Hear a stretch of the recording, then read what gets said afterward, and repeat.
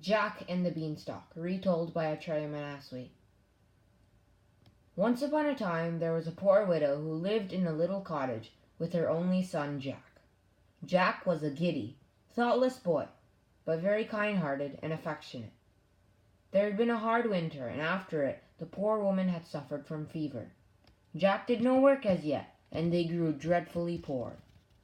The widow saw that there was no means of keeping Jack and herself from starvation, but by selling her cow. So one morning she said to her son, "I am too weak to go myself, Jack, so you must take the cow to the market for me and sell her." Jack liked going to the market to sell the cow very much, but as he was on the way he met a butcher who had some beautiful beans in his hand. Jack stopped to look at them, and the butcher told the boy that they were of great value and persuaded him to sell the cow for them. And Jack was so silly as to agree to this foolish bargain. When he brought them home to his mother, instead of the money she expected for her nice cow, she was very angry and shed many tears, scolding Jack for his folly. He was very sorry, but, he said, he might as well make the best of it. So he put the seed beans into the ground close by the side of the steep hill under shelter of which their cottage was built, and then went to bed. The next morning when he got up, he found that the beans had grown. In fact, they had grown till they reached right over the top of the hill, and they were lost to his sight. Greatly surprised, he called for his mother, and they both gazed in silent wonder at the beanstalk, which was not only of great height, but was thick enough to bear Jack's weight. "I wonder where it goes," Jack said to his mother. "I think I will climb up and see." His mother wished for him not to go up this strange ladder, but Jack coaxed her to agree to the attempt, for he was sure there must be something wonderful up in the beanstalk. Jack instantly began to climb, and went up and up on the ladder like Bean, till everything he had left behind him, the cottage, the village, and even the tall church tower, looked quite little, and still he did not see the top of the beanstalk. Jack felt a little tired, and thought for a moment that he would go back again. But he was a very persevering boy, and he knew that the only way to succeed in anything is not to give up. So after resting for a moment, he went on, and at last he reached the top of the bean, and found himself in a beautiful country, finely wooded, and not far from the place where he had got off the beanstalk stood a fine and strong castle. Jack wondered very much that he had never heard or seen of this castle before, but when he reflected on the subject, he saw that it was as separated from the village by the perpendicular rock on which it stood as if it were in another land. While Jack was standing to look at the castle, a very strange-looking woman came out of the wood and advanced towards him. Jack took off his hat to the old lady, and she said, pointing to the castle, "Boy, that castle belongs to you. A wicked giant killed your father and took it from your mother. Try and win it back from the monster who has it now." As she ceased speaking, she suddenly disappeared, and of course Jack knew that she was a fairy. He was much surprised, however. He walked up to the castle door and knocked. An old giantess came out. She did not wait till he spoke, but pulled him in at once, for she thought he would make a delightful supper for her when her husband was asleep. Just at that moment, however, she heard the giant's footsteps approaching, so she put Jack into a press and told him to hide there, or the giant would eat him.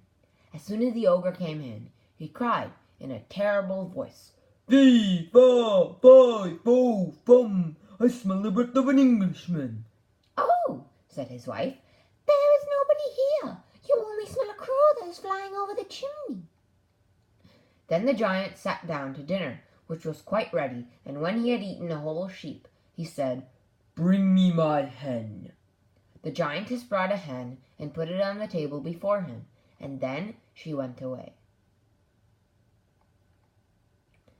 "Lay," said the giant to the hen, and she laid a golden egg. Jack could quite plainly see through a little hole which he had bored into the door. 3 times the giant said, "Lay, lay, lay," and each time the hen laid a solid golden egg. The ogre, being drowsy, shut his eyes and soon snored very loudly. Directly, Jack found that the giant was asleep. So he stole out of the press, caught up the hen, ran out of the room, opened the door of the castle, which the giant had left slightly open, and climbed down the beanstalk as fast as he could go. His mother was glad to see him again, and much surprised at seeing the hen, which laid them 3 golden eggs every day. Jack's mother took them to the next town and sold them, and soon they grew quite rich. Some time afterwards, Jack made another journey up the beanstalk to the giant's castle, but first he dyed his hair and disguised himself. The old woman did not know him again, and dragged him in as she had done before to eat him by and by. But once more, when she heard her husband coming, and hid him in the press, not thinking that it was the same boy who had stolen their hen, she put them into the same press and told him to stay quite still there, or that the giant would eat him. Then the giant came in, saying, "Fee, fa, fi, fo, fum, I smell the breath of an Englishman." "Oh," said his wife, "it's only the cowherd who has just been here. We cannot spare him for your dinner." Then the giant sat down, and when he had eaten half an ox, he told his wife to bring his money bags to him. She instantly went and fetched 2 large bags of gold, and then left him to go about her usual housework. The ogre counted out the gold twice over, and then put it into the bag and tied them up. In a few minutes Jack heard him snore. He directly crept out of the press, grabbed the bags, and hurrying out of the castle, carried them home quite safely.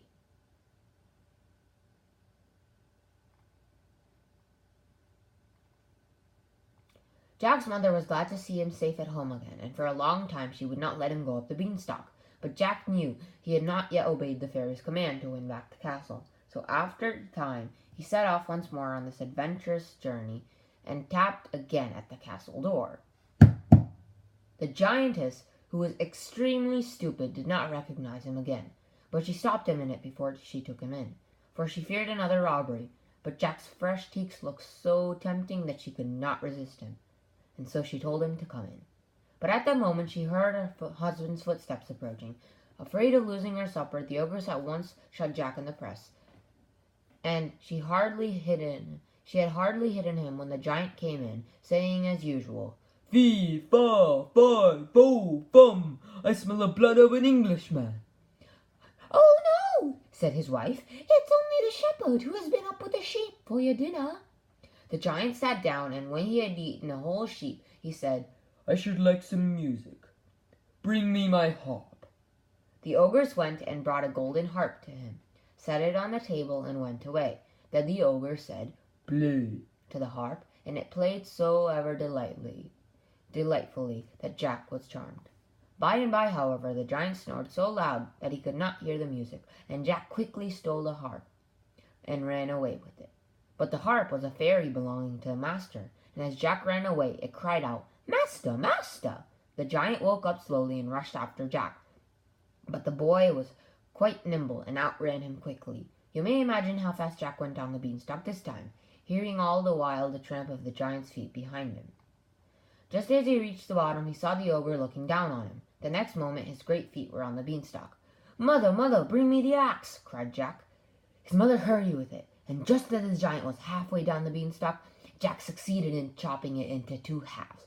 The lower half fell, the upper half swung away, and the giant, losing his hold, fell heavily to the ground on his head and broke his neck. The same moment the fairy again stood beside Jack, and touching the broken beanstalk, it was turned into a flight of broad, easy steps. "Go up," she said, "and take possession of your own home, so long kept from you. The ogress is dead, and there is no more danger. You have been brave and good. May you be happy and prosperous." Jack thanked the fairy very warmly for her aid, and she again departed to Fairyland, after explaining to Jack that it was her in the form of the butcher who sold him the beans. Thank you for listening to my presentation, and I hope you enjoyed it. Bye-bye.